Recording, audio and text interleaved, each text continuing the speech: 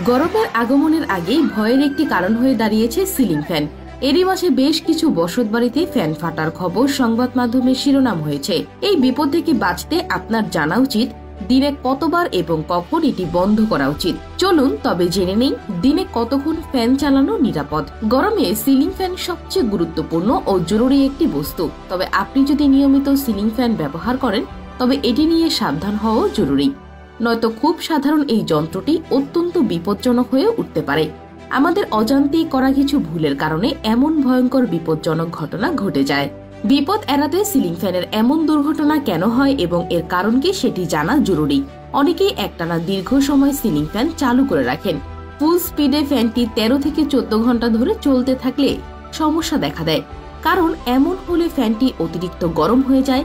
সময় মতো ফ্যান বন্ধ না করলে এটি ফেটে স্ফুলিঙ্গ ধরে যেতে পারে।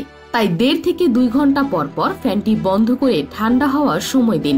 অনেক সময় আবার সঠিক তথ্যের অভাবে এবং টাকা কম খরচ করার লক্ষ্যে অনেকেই বাজার থেকে ভুল কন্ডেন্সার কেনেন।